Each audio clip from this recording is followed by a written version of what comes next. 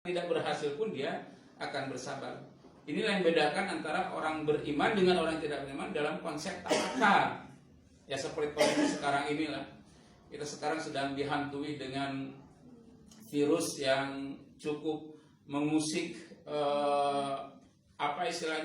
rasa kekhawatiran kita ya, dengan virus corona yang konon sudah masuk ke Indonesia, yang daya bunuhnya luar biasa sehingga sampai ribuan bahkan mungkin lebih memakan korban di negara Cina, dan ini sudah masuk ke Indonesia.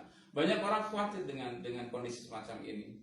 Sebetulnya bukan berarti kita menyepelekan ataupun kita tidak memberikan perhatian, menafikan daripada kondisi seperti itu. Kita waspada meski harus, tapi berlebih-lebihan pun tidak mestilah, karena keberlebih-lebihan itu membuat kita panik, membuat kita kehilangan rasa aman dan sebagainya. Akhirnya membuat kita semakin semakin merasa khawatir gitu. Padahal yang dikhawatirkan belum tentu terjadi. Nah ini sebetulnya konsepnya harus kembali kepada konsep tauhid. Kita harus yakini bahwa selain daripada Allah Subhanahu wa taala adalah makhluk, termasuk virus corona juga adalah makhluk. Yang namanya makhluk sedikit pun tidak bisa mendatangkan manfaat, tidak bisa mendatangkan madarat. Itu konsepnya seperti itu. Jadi makhluk ini tidak bisa mendatangkan manfaat, tidak bisa mendatangkan madarat. Istilah dalam bahasa Sunda maksud bisa meretapak gawe lah gitu. Nah, yang bisa mendatangkan manfaat dan madarat ini hanya Allah Subhanahu wa taala. Makhluk bisa mendatangkan manfaat apabila ada izin Allah. Kalau tidak ada izin Allah, makhluk tidak bisa mendatangkan manfaat. Kita larikan, bisa analogikan kepada api. Api ini adalah makhluk. Api tidak bisa mendatangkan panas kecuali ada izin Allah Subhanahu wa taala.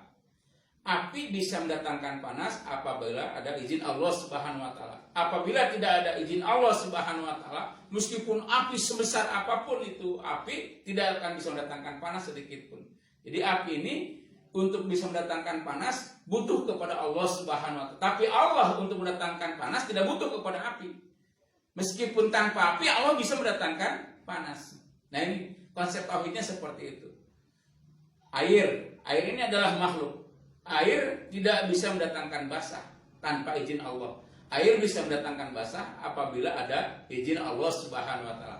Apabila tidak ada izin Allah Subhanahu wa taala, sebanyak apapun air tidak akan bisa mendatangkan basah. Buktinya Nabi Musa dikejar-kejar Firaun ketika melintasi lautan, sedikit pun tidak basah.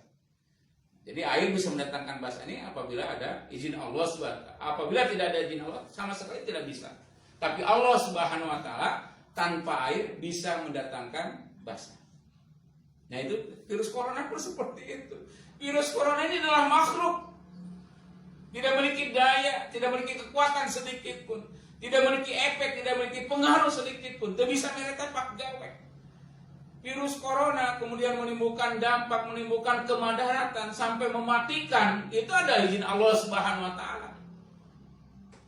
Kalau Allah Subhanahu wa taala tidak izinkan, bagaimanapun hebatnya sebuah virus tidak akan bisa mendatangkan kematian, tidak akan bisa mendatangkan efek, tidak akan bisa mendatangkan pengaruh sedikit pun. Tapi Allah Subhanahu wa taala tanpa virus pun bisa mendatangkan kemadaratan, bisa mendatangkan efek. Nah ini seperti itu. Maka kalau konsepnya seperti ini, ya kita akhirnya lari kepada Allah Subhanahu wa taala. Jadi ketika kita dihinggapi dengan berbagai macam persoalan-persoalan yang seolah-olah itu persoalan yang berat di luar kemampuan kita, tidak ada cara lain. Kita lari mendekatkan diri kepada Allah Subhanahu wa taala. Jadi seperti itu, tidak ada jalan. Fafiru ilallah, bersegera lari kepada Allah Subhanahu wa taala. Inilah hikmah ketika Rasulullah SAW dihadapkan ke berbagai macam tekanan-tekanan, intimidasi dari orang-orang kafir Quraisy karena penopang-penopang dakwah beliau satu persatu sudah meninggal dunia, wafat, yaitu Abu Thalib dengan Siti Khadijah, maka berbagai macam tekanan-tekanan semakin kuat. Rasulullah SAW diisrokan, dimi'rajkan oleh Allah Subhanahu wa taala. Ini hikmah yang pertama. Jadi berarti ketika kita sedang menghadapan masalah, kita tidak lari ke sana kemari, kita hanya lari kepada Allah Subhanahu wa taala. Allah yang pada hakikatnya masalah itu datang daripada Allah Subhanahu wa taala.